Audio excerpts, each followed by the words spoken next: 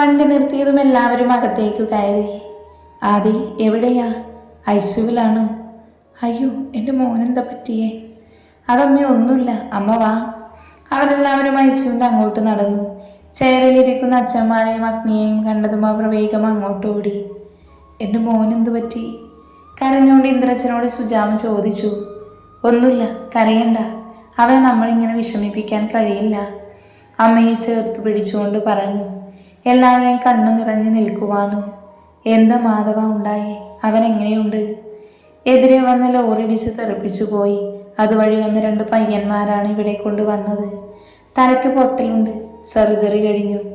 കണ്ണു തുറന്ന് ഇന്ദ്രൻ കയറി കണ്ടു. കൈ ഒടിഞ്ഞിട്ടുണ്ട്, പിന്നെ കഴുത്തല് പൊട്ടി.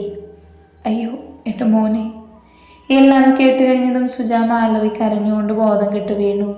പെട്ടെന്ന് എല്ലാവരും കൂടെ പിടിച്ചെഴുന്നേൽപ്പിച്ചു. വേഗം ഡോക്ടറെ വിളി. അവർ കയ്യെടുത്ത റൂമിലേക്ക് കൊണ്ട് കിടത്തി.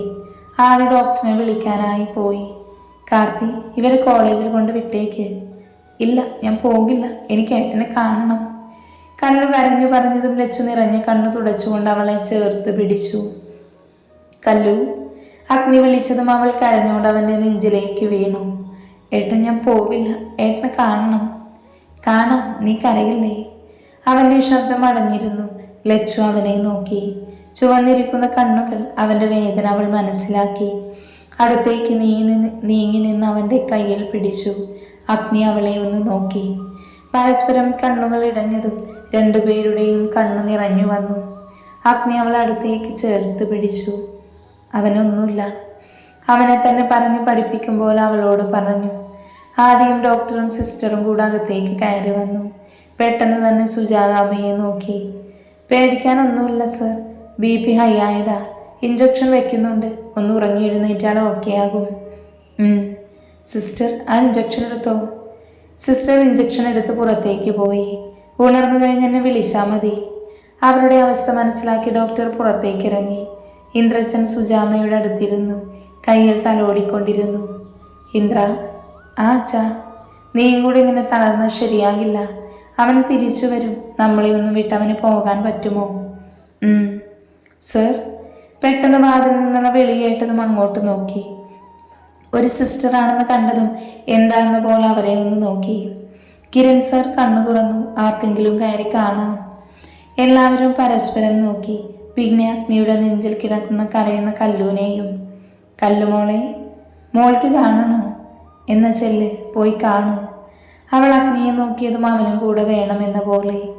ഞാനും കൂടെ പോകാം. അവളുടെ അവസ്ഥ മനസ്സിലാക്കിയ പോലെ എല്ലാവരും അവരോട് പോകാൻ പറഞ്ഞു. അഗ്നിയും കല്ലവും പുറത്തേക്ക് പോയി. ആദ്യം നിറഞ്ഞ കണ്ണുകൾ തുടച്ചുകൊണ്ടേയിരുന്നു. അച്ഛനും അമ്മയും അത് കണ്ടെങ്കിലും ഒന്നും ചോദിച്ചില്ല. ഹോസ്പിറ്റലെത്തിയതും അവർ വേഗം അകത്തേക്ക് നടന്നു. ഐസുവിൻ്റെ മുന്നിലെത്തിയതും അവിടെ ആരെയും കണ്ടില്ല. ഇതെന്താ ആരും ഇവിടെ ഇല്ലാത്തേ? ആവോ, ആദ്യമൊന്ന് വിളിച്ചു നോക്കിയേ. അച്ഛൻ ഫോണെടുത്ത് ആദ്യയെ വിളിച്ചു. ഹലോ അച്ഛാ. എന്താ അച്ഛാ? ഞങ്ങൾ ഹോസ്പിറ്റലിലെത്തി, ഐസുവിൻ്റെ മുന്നിലുണ്ട്, ഇവിടെ ആരും ഇല്ലല്ലോ. എല്ലാവരും മുറിയില്ല. സുജാതാമ്മ BP കൂടി വീണു. Room number 534. അങ്ങോട്ട് വാ. ആ. ഫോണ് കട്ട് ചെയ്ത് ആദുവിനെ അമ്മയെയും നോക്കി. സുജാത BP കൂടി വീണു, മുറിയില്ല, അങ്ങോട്ട് ചെല്ലാൻ പറഞ്ഞു. ആണോ? വാ, നമുക്ക് അങ്ങോട്ട് പോകാം. അച്ഛനും അമ്മയും നടന്നുവെങ്കിലും ആദു കണ്ണു തുടച്ചുകൊണ്ട് ഐസു ഡോറിൻ്റെ മുന്നിൽ നിന്നു. കുറച്ച് നടന്ന് തിരിഞ്ഞു നോക്കിയ അച്ഛൻ ആദു അവിടെ തന്നെ നിൽക്കുന്നതാണ് കണ്ടത്. ആദു. ആ. പെട്ടെന്നുള്ള അച്ഛൻ്റെ വിളിയിൽ അവളൊന്ന് ഞെട്ടി. പിന്നെ വേഗത്തിൽ അവരുടെ അടുത്തേക്ക് നടന്നു. അവളുടെ ഉള്ളിൽ വേദന കൊണ്ട് നിറഞ്ഞു തുടങ്ങി. ഐസു ഡോറ് തുറന്ന് അകത്തേക്ക് കയറിയവർ. സർ, ഇത് വെച്ചോളൂ. നേഴ്സ് 2 മാസ്ക് അവർക്ക് നേരെ നീട്ടിക്കൊണ്ട് പറഞ്ഞു. അഗ്നിയും കല്ലും മാസ്ക് വെച്ചു. വരൂ. നേഴ്സ് വിളിച്ചതും അവർ അകത്തേക്ക് നടന്നു. ഡോറ് തുറന്ന് കയറിയതും അവർ കണ്ടു കണ്ണടച്ച് കിടക്കുന്ന കിച്ചുവിനെ. സർ, സംസാരിപ്പിക്കരുത്. ഓക്കെ. അഗ്നി മറുപടി കൊടുത്ത് കല്ലുവിനെ ചേർത്ത് പിടിച്ച് നടന്നു. അവൻ്റെ അടുത്തെത്തിയതും 2 പേരുടെയും കണ്ണു നിറഞ്ഞുപോയി. മുഖം ചുളിയുന്നതിൽ നിന്ന് അവന് വേദനിക്കുന്നു എന്ന് അവർക്ക് മനസ്സിലായി. കിച്ചു. അഗ്നി പതിയെ വിളിച്ചു. കൺപോളകൾ അനങ്ങി. അവൻ എഴുന്നേൽക്കാൻ പോകുക എന്ന് മനസ്സിലായി. പതിയെ കണ്ണ് ചിമ്മി തുറന്നു. അവനൊരു മങ്ങൽ പോലെ തോന്നി. പിന്നെയും കണ്ണടച്ചു തുറന്നു അവൻ. മുന്നിൽ നിൽക്കുന്ന അഗ്നിയെയും കല്ലൂനെയും കണ്ടതും അവൻ്റെ കണ്ണ് നിറഞ്ഞു വന്നു. വാ തുറന്ന് പതിയെ എന്തോ പറയാൻ ശ്രമിക്കുന്നവനെ കണ്ട് അവരുടെ മിഴികൾ നിറഞ്ഞൊഴുകി. കിച്ചു, ഇപ്പൊ സംസാരിക്കണ്ട, റെസ്റ്റ് എടുക്ക്. അഗ്നി എങ്ങനെയോ പറഞ്ഞ് കണ്ണു തുടച്ചു മാറ്റി. കല്ലു വിതുമ്പിക്കൊണ്ട് അവനെ നോക്കി നിൽക്കുവാണ്. അവൻ്റെ കണ്ണും അവളിലാണ്. ഏട്ടാ, ഇടറിക്കൊണ്ട് അവൾ വിളിച്ചതും നിറഞ്ഞ കണ്ണൊഴുകി അവൻ്റെ. വേഗം വാ ഏട്ടാ, ഞങ്ങളെല്ലാവരും കാത്തിരിക്കുക. അത്രയും അവൾക്ക് പറയാൻ സാധിച്ചുള്ളൂ. വാ പൊത്തിപ്പിടിച്ച് അവൾ പുറത്തേക്ക് ഓടി. മോളെ, അഗ്നി തിരിഞ്ഞ് വിളിച്ചപ്പോഴേക്കും അവൾ പുറത്തേക്ക് പോയി. അഗ്നി ചുവന്ന കണ്ണുകളോടെ കിച്ചുവിനെ നോക്കി പതിയെ അവൻ്റെ അടുത്തേക്ക് കുനിഞ്ഞു. ഇത് വെറും ഒരു ആക്സിഡൻ്റ് ആണ് എന്നെനിക്ക് തോന്നുന്നില്ല. നിനക്കങ്ങനെ തോന്നുന്നുണ്ടോ? കിച്ചു പതിയെ തലയനക്കി. അതോടെ അഗ്നിയുടെ മുഖം മുറുകി. നീ എഴുന്നേൽക്കുന്ന അന്ന് വരെ ഇത് ചെയ്തവർക്ക് ജീവൻ ഉണ്ടാകൂ. പെട്ടെന്ന് വരണം. എനിക്ക് നീ ഇങ്ങനെ കിടക്കുന്നത് കാണാൻ വയ്യ. അതിന് കണ്ണ് ചിമ്മി കാണിച്ചു കിച്ചു. ഇവിടെ ഒരുപാട് സമയം നിൽക്കാൻ പാടില്ല. ഞാൻ പുറത്തുണ്ടാകും. നീ പെട്ടെന്ന് വാ. അവൻ്റെ കണ്ണിലേക്ക് നോക്കിയിട്ട് അഗ്നി പതിയെ തിരിഞ്ഞു നടന്നു. കിച്ചു അവൻ പോകുന്നത് നോക്കി പതിയെ കണ്ണുകൾ അടച്ചു വന്നു. ആദുവിനെ കണ്ടതും ലച്ചു അവളെ ചേർത്ത് പിടിച്ചു. അവനെന്താ പറ്റിയേ? തലയ്ക്ക് പരിക്കുണ്ട്. സർജറി കഴിഞ്ഞു. കഴുത്തല്ല പൊട്ടി കൈയൊടിഞ്ഞു. ഇപ്പം ഐസിയുവിലാണ്. അഗ്നിയും കല്ലുവും കാണാൻ പോയതാ. സുജാതയ്ക്ക് എങ്ങനെയുണ്ട്? ഉറങ്ങി എഴുന്നേറ്റ് ശരിയാകുമെന്ന ഡോക്ടർ പറഞ്ഞത്. അപ്പോഴാണ് കരഞ്ഞു കല്ലു ഓടി വന്നത്. എല്ലാവരും അവളെ നോക്കി. ആദുവിൻ്റെ കണ്ണ് നിറഞ്ഞൊഴുകി. എന്താ മോളെ? ഇന്ദ്രച്ചൻ അവളെ ചേർത്ത് പിടിച്ച് ചോദിച്ചു. എനിക്ക് ഏട്ടനിങ്ങനെ കാണാൻ വയ്യച്ചാ. കരയില്ല മോളെ, അവനൊന്നുമില്ല. നിറഞ്ഞ കണ്ണുകളോടെ ഇന്ദ്രച്ചൻ അവളെ തലോടി. എല്ലാവരുടെയും കണ്ണ് നിറഞ്ഞു വന്നു. ആദു വിതുമ്പിക്കൊണ്ട് വാപൊത്തി പിടിച്ചു. അഗ്നി പെട്ടെന്ന് അങ്ങോട്ട് കയറി വന്ന അവൻ്റെ നോട്ടം കല്ലുവിലായിരുന്നു. എന്താ മോളെ ഇത്? അവനൊന്നുമില്ല. എന്തിനാ കരഞ്ഞോണ്ട് വന്നേ? അവന് സങ്കടമായില്ലേ? എനിക്ക് വയ്യ ഏട്ടാ. അവനെ കണ്ടതും അവളുടെ കരച്ചിൽ ഉച്ചത്തിലായി. കല്ലുമോളെ, ഇങ്ങനെ കരയില്ലേ? അവളെ നെഞ്ചോട് ചേർത്ത് പിടിച്ചു അഗ്നി. അവൻ്റെ കണ്ണ് പെട്ടെന്ന് ആദുവിൽ പതിഞ്ഞു. വാപൊത്തി കരച്ചിലടക്കുന്നവളെ കാണി അവൻ എന്ത് പറയണമെന്നറിയാതെയായി. അവൻ ആദ്യം നോക്കി. അവൻ്റെ കണ്ണും അവളിലാണ്. കാർത്തി കല്ലൂനെ നോക്കി നിൽക്കുവാണ്. സമയം കടന്നുപോയി. ആ മുറിയുടെ ഇടക്കുള്ള എങ്ങലുകൾ മാത്രം ഉയർന്നു കേട്ടു. ലച്ചുവിൻ്റെ ഫോൺ നിർത്താതെ അടിക്കാൻ തുടങ്ങിയിട്ട് സമയം കുറേയായി. സൈലൻ്റ് ആയതിനാൽ അവൾ അറിയുന്നില്ല. എപ്പോഴോ ഫോൺ എടുത്തപ്പോഴാണ് മായ വിളിച്ച മിസ് കോൾ കാണുന്നത്. അവൾ പെട്ടെന്ന് തിരിച്ചു വിളിച്ചു. ഹലോ, ഇപ്പോഴെങ്കിലും എടുത്തല്ലോ. ഞാനിന്ന് ലീവാണെന്ന് പറയാൻ വിളിച്ചതാ. തലവേദനയാ. ആണോ? ഞങ്ങളാരും ഇന്ന് പോയില്ല. അതെന്താ? കിച്ചുവേട്ടന് ആക്സിഡൻ്റായി ഹോസ്പിറ്റലാ. ഞങ്ങളെല്ലാം ഇവിടെയാ. അയ്യോ, എന്നിട്ട് ഇവിടെ ആരും അറിഞ്ഞില്ലല്ലോ. ഞാനിന്ന് അങ്ങോട്ട് വരങ്ങാം. വന്നിട്ട് കാര്യമല്ല, ഏട്ടൻ ഐസിയുവിലാ. ആണോ? എന്ന് വൈകിട്ട് അച്ഛൻ വന്നിട്ട് വരാം. ആ, ആദു അവിടെയുണ്ടോ? ഉണ്ട്. അവളെങ്ങനെ? വന്നപ്പോൾ മുതൽ കരയുക. എല്ലാവരും നോക്കുന്നുണ്ട്. ആരും അറിയാതെ നോക്കണം. എന്നാ ശരി. ഫോൺ വെച്ച് അവൾ ആദുവിനെ നോക്കി. കണ്ണടച്ച് കല്ലൂനെ ചേർത്ത് പിടിച്ചിരിക്കുവാണ്. അവൾ ചുറ്റും നോക്കി. അഗ്നിയും ആദിയും കാർത്തിയും അവിടെയില്ല. അച്ചാച്ചനും അച്ഛമ്മയും അമ്മയും അച്ഛനും ഇന്ദ്രച്ചനും ഇവിടെയുണ്ട്. സുജാമ ഇതുവരെ എഴുന്നേറ്റില്ല, ഉറങ്ങുവാണ്. ആദ്യേട്ടൻ്റെ അച്ഛനും അമ്മയും കുറച്ച് സമയം കഴിഞ്ഞ് പോയിരുന്നു. ആദു പിന്നെ വരാമെന്ന് പറഞ്ഞു പോയില്ല. അവൾ ഫോൺ ബാഗിൽ വെച്ച് അവിടെ നിന്ന് എഴുന്നേറ്റു. വാഷ്റൂമിൻ്റെ ഡോറ് തുറന്നകത്തേക്ക് കയറി. മുഖം കഴുകി പുറത്തേക്ക് ഇറങ്ങിയപ്പോൾ ഫ്ലാസ്കായ അഗ്നിയെല്ലാം വന്നു. അമ്മേ, ഇന്ന് എല്ലാവരും ചായ കുടിക്ക്. ഇങ്ങനെ ഇരുന്നാൽ എങ്ങനെയാ? ദേവിയമ്മ ക്ലാസ് എടുത്ത് ഓരോരുത്തർക്ക് ചായ കൊടുത്തു. എനിക്ക് വേണ്ട, ആദു അടഞ്ഞ ശബ്ദത്തിൽ പറഞ്ഞു. ദേവിയമ്മ അവളെ ഒന്ന് നോക്കി. കണ്ണൊക്കെ വീങ്ങി കലങ്ങി ചുവന്നിരിക്കുന്നു. എനിക്ക് വേണ്ട വല്യമ്മേ. കല്ലുമോളെ, ഇച്ചിരിയെങ്കിലും കുടിക്ക്. ലച്ചു അത് വാങ്ങി അവൾക്ക് കൊടുക്കാൻ തുടങ്ങി. അഗ്നിയുടെ കണ്ണുകൾ അവളിൽ പതിഞ്ഞു വന്നത് മുതൽ അവളിൽ നോക്കിയിട്ട് പോലുമില്ല. സങ്കടമുണ്ടെങ്കിലും ഉള്ളിലൊതുക്കി എല്ലാവരെയും സമാധാനിപ്പിക്കുവാണ്.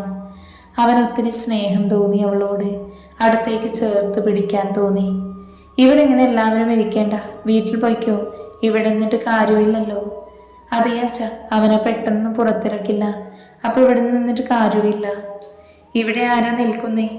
ഇവിടെ ഞാനും ഇന്ദ്രനും നിൽക്കാം. സുജാത എഴുന്നേറ്റ് കഴിഞ്ഞ അവളെ വീട്ടിലേക്ക് കൊണ്ടുപോയിക്കോ. അഗ്നി ഓഫീസിൽ പോകണ്ടേ? ഞാൻ റിയയെ വിളിച്ച് കാര്യങ്ങൾ നോക്കാൻ ഏൽപ്പിച്ചിട്ടുണ്ട് എന്ന് സുജാത എഴുന്നേറ്റ് കഴിഞ്ഞ് നമുക്ക് പോകാം. ആദു കണ്ണു നിറച്ച് അഗ്നിയെയും ആദിയെയും നോക്കി. അവർ പരസ്പരം നോക്കി. എന്നിട്ട് ആദുവിനെയും നോക്കി. ആദു, ആ ഏട്ടാ, നമുക്കെന്നാ ഇറങ്ങാം? അത് എന്നാച്ചാ ഞങ്ങൾ ഇറങ്ങട്ടെ.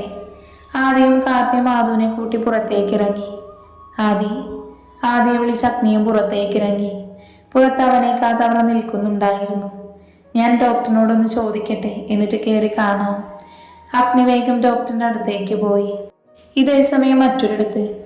അവൻ ജീവനോടെ ഉണ്ടോ? സീരിയസ് ആയിരുന്നു. ഇപ്പൊ സർജറി കഴിഞ്ഞു, ഓക്കെ ആയി. ഒന്നും സംസാരിക്കാനായില്ലെന്ന് അറിഞ്ഞത്. ഇനി എന്താ നെക്സ്റ്റ് പ്ലാൻ? ഇപ്പൊ അവർ മൊത്തത്തിൽ തകർന്നു നിൽക്കുക. കുറച്ച് റെസ്റ്റ്, അതിനുശേഷം അടുത്തത് കൊടുക്കാം. ഇതിനു പിന്നിൽ നമ്മളാണെന്ന് അറിയുമോ? അവൻ സംസാരിക്കാത്തത് കൊണ്ട് രക്ഷപ്പെട്ടു. അവൻ ചേറിൽ ചാഞ്ഞുകിടന്ന് കണ്ണടച്ചു. ചുണ്ടിൽ വന്യമായി ചിരി വിരിഞ്ഞു. എന്നവൻ അറിഞ്ഞില്ല അവന്റെ മരണത്തിലേക്കാണ് വഴിയൊരുക്കിയത് എന്ന്. അഗ്നി വരുന്നത് കണ്ടതും അവൻ അവന്റെ അടുത്തേക്ക് ചെന്നു. എന്തു പറഞ്ഞു?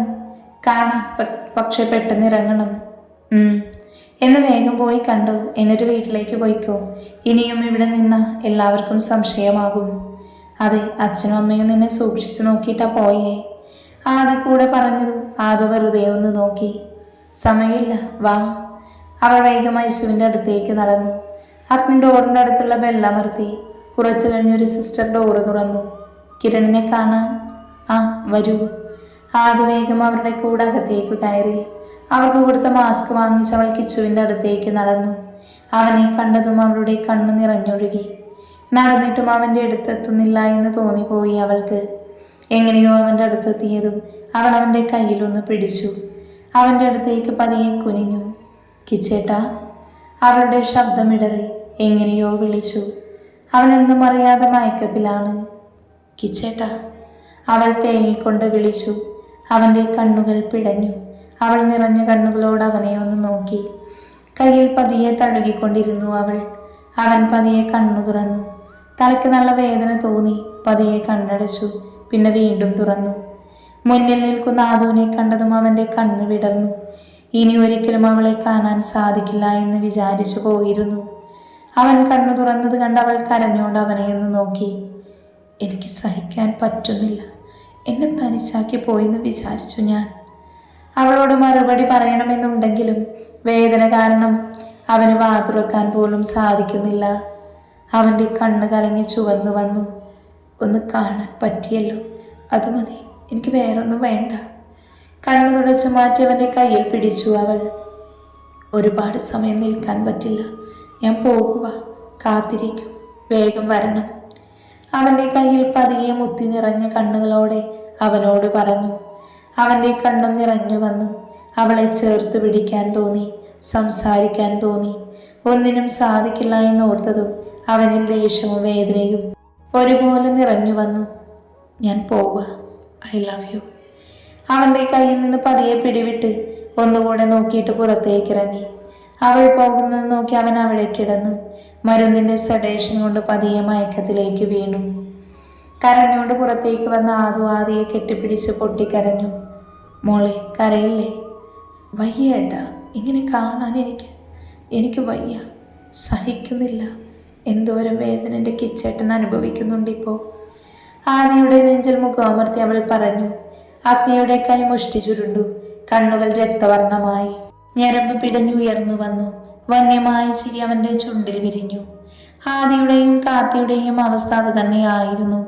കൂടെപ്പിറപ്പിനെ പോലെയുള്ളവനെ വേദനിപ്പിച്ചത് ആരായാലും അവൻ്റെ ആയുസ് അവസാനിക്കാറായി എന്നത് അവർ തീരുമാനിച്ചു കഴിഞ്ഞു. മോളെ, നമുക്ക് പോകാം. അവൻ്റെ നെഞ്ചിൽ നിന്ന് അടർന്നു മാറി അവൾ അഗ്നിയെ ഒന്ന് നോക്കി. ധൈര്യമായിട്ട് പൊയ്ക്കോ, അവനൊന്നുമില്ല. എന്ന് ഞങ്ങൾ ഇറങ്ങട്ടെ. പോയെന്ന് ഫ്രഷായിട്ട് വരാം. ഇനിയിപ്പോൾ വരണ്ട, നിങ്ങൾ റെസ്റ്റ് എടുക്ക്. നാളെ മുതൽ ഓഫീസിൽ പോകണം.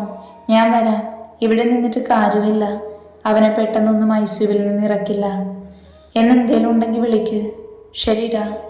ആദ്യം മാധവും കാർത്തിയും അവനോട് യാത്ര പറഞ്ഞ് പുറത്തേക്ക് പോയി. അഗ്നി ഫോണെടുത്ത് സ്റ്റീഫനെ വിളിച്ചു. Hello sir. സ്റ്റീഫാ, എനിക്ക് ഇന്ന് തന്നെ അറിയണം ആരാ എന്താ എന്ന്. Okay sir, 2 hours details കിട്ടിയിരിക്കും.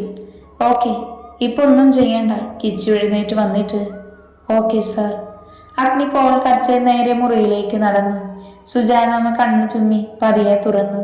പെട്ടെന്നാണ് കിച്ചുവിനെ ഓർമ്മ വന്നത്. കിടന്നിരുന്നും ചാടി എഴുന്നേറ്റു. എൻ്റെ മോൻ കിച്ചു. പെട്ടെന്നുള്ള നിലവിളിയിൽ എല്ലാവരും ഒന്ന് ഭയന്നു പോയെങ്കിലും വേഗം തന്നെ ഇന്ദ്രച്ചൻ അമ്മയെ ചേർത്ത് പിടിച്ചു. സുജയ്, നീ ഇങ്ങനെ കരയില്ലേ? അവനൊന്നുമില്ല, കല്ലു ഇപ്പൊ കണ്ടതേ ഉള്ളൂ. അമ്മ കരഞ്ഞുകൊണ്ട് കല്ലുവിനെ നോക്കി. അതെ അമ്മേ, ഏട്ടന് കുഴപ്പമില്ല. എനിക്ക് കാണണം. കാണാം, അതിന് നീ ഇങ്ങനെ ചാടല്ലേ. ഇവിടെ കിടന്നേ, ഞാൻ ഡോക്ടറെ വിളിച്ചിട്ട് വരാം. മാധവച്ചൻ പറഞ്ഞിട്ട് പെട്ടെന്ന് പുറത്തേക്ക് പോയി. പെട്ടെന്ന് തന്നെ ഡോക്ടർ അങ്ങോട്ട് വന്നു. അവരുടെ കൂടെ അഗ്നിയും ഉണ്ടായിരുന്നു. ഡോക്ടർ അമ്മയെ പരിശോധിച്ചു. ഇപ്പൊ കുഴപ്പമില്ല, എന്നാലും ടെൻഷനാകരുത്. ഇങ്ങനെ BP കൂടുന്നത് നല്ലതല്ല. കിരൺ സാർ ഓക്കെയാ, അതോർത്ത് വെറുതെ ഇങ്ങനെ BP കൂട്ടല്ലേ. ഡോക്ടർ പറഞ്ഞതിന് മറുപടി കൊടുത്തില്ല എങ്കിലും തലയൊന്നാട്ടി. ശരി, വേറെ പ്രശ്നമൊന്നുമില്ല, ആൾ ഓക്കെയാണ്. Okay doctor. ഡോക്ടർ പുറത്തേക്ക് പോയതും സുജാമ അഗ്നിയെ ഒന്ന് നോക്കി. മോനെ, എനിക്ക് അവനൊന്ന് കാണണം. ഇപ്പൊ കാണിക്കില്ല, കുറച്ചു കഴിഞ്ഞിട്ട് കാണാം. മനസ്സോടെ അല്ലെങ്കിലും സമ്മതം മൂളി. അവനെ കണ്ടിട്ട് നിങ്ങൾ ഇറങ്ങിക്കോ. എല്ലാവരും ഇവിടെ നിന്നിട്ട് കാര്യമില്ല. ചെറിയച്ഛനും അച്ഛനും ഇവിടെ നിന്നാ മതി. ഞങ്ങൾ നിൽക്കാം. നീ ഇവിടെ നിൽക്കുവാണോ? ഞാൻ വീട്ടിൽ പോയി ഒന്ന് ഫ്രഷായിട്ട് ഡ്രസ്സ് എടുത്ത് വരാം. നാളെ മുതൽ നിനക്ക് പോകണ്ടേ? പോകണം. വീട്ടിലേക്ക് പോകുമ്പോഴും അത് സൈലന്റ് ആയിരുന്നു. ഇടയ്ക്കിടയ്ക്ക് കണ്ണു തുടയ്ക്കുന്നുണ്ട്. എന്നല്ലാതെ അവളൊന്നും മിണ്ടിയില്ല. ആദ്യമൊന്നും പറയാൻ പോയില്ല. അവളുടെ വിഷമം എന്ന് പറഞ്ഞാലും മാറില്ല. വീട്ടിലെത്തിയതും അവൻ കാറ് പാർക്ക് ചെയ്ത് പുറത്തേക്ക് ഇറങ്ങി. ആദ്യം അവന്റെ കൂടെ ഇറങ്ങി അകത്തേക്ക് കയറി. ഹാളിൽ അച്ഛനും അമ്മയും ഇരിക്കുന്നുണ്ട്. അവനെ കണ്ട പാതു മുഖം കുനിച്ചു. അറിയാം, ഇനി ചോദ്യങ്ങളായിരിക്കും, മറുപടി കൊടുക്കണം. ആദിയുടെ മനസ്സിലും അതുതന്നെയായിരുന്നു ചിന്ത. അവൻ എങ്ങനെയുണ്ട്? കണ്ണു തുറന്നു എന്നല്ലാതെ വേറൊന്നും പറഞ്ഞിട്ടില്ല. അച്ഛനൊന്ന് മൂളി ആദുവിനെ നോക്കി.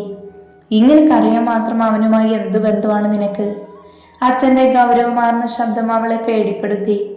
നിന്നോടാണ് ആദ്യം അച്ഛൻ ചോദിച്ചത്, മറുപടി പറ. ഞാൻ എൻ്റെ പേടി കൊണ്ട് അവൾ വിക്കി എന്തൊക്കെയോ പറയാൻ ശ്രമിച്ചു. നിനക്കെന്താ ആദ്യം പറയാനുള്ളത്? അവളൊന്നും മിണ്ടാത്തത് കണ്ട് അവനോട് പറഞ്ഞു.